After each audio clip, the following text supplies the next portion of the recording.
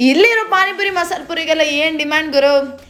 Hello ನಮಸ್ಕಾರ, ನಾನು ನಿಮ್ಮ ಅನುಶ್ರೀ. ನಾನು ಸೀದಾ ಹೋಗಿ ನನ್ನ ಫ್ರೆಂಡ್ನ ತಗೊಂಡು ಬಂದಿದ್ದು ನಮ್ಮ ಕುಶಾಲನಗರದಲ್ಲಿ ಇರುವ ಲಕ್ಷ್ಮಣ್ ಚಾಟ್ಸಿಗೆ ಗಾಯ್ಸ್. ಅಲ್ಲಿ ಬಂದರೆ ಏನು ರಶ್ ಅಂತೀರಾ.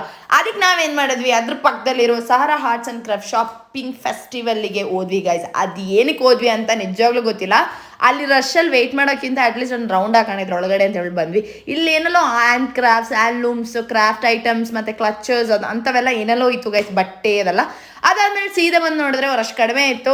ಖುಷಿ ನೋಡಿದ್ರೆ ಗೈಸ್ ನಮ್ಮಿಬ್ಬರು ಮುಖದಲ್ಲಿ, ಯಾಕೆ ಪಾನಿಪುರಿ ಸಿಕ್ತಲ್ವಾ, ಫೈನ್. ಅದಾದ್ಮೇಲೆ ಒಂದು ಟೀ ಕುಡಿದು ಅಲ್ಲಿಂದ ಸೀದಾ ಹೊರಟ್ವಿ ಗೈಸ್. ಅಲ್ಲಿಂದ ಹೋಗಿದ್ದು ನಮ್ಮ ಪೆಟ್ ಸಿಟಿಗೆ ಹೋಗಿ ನಮ್ಮ ಜಿಯಾಗೆ ಬೇಕಾಗಿರೋದೆಲ್ಲ ತೊಗೊಬಂದು ನೋಡಿದ್ರೆ ಓ ಗಾಡ್ ದಿಸ್ ವ್ಯೂ ಹೇಳೋಕ್ಕಿಲ್ಲ.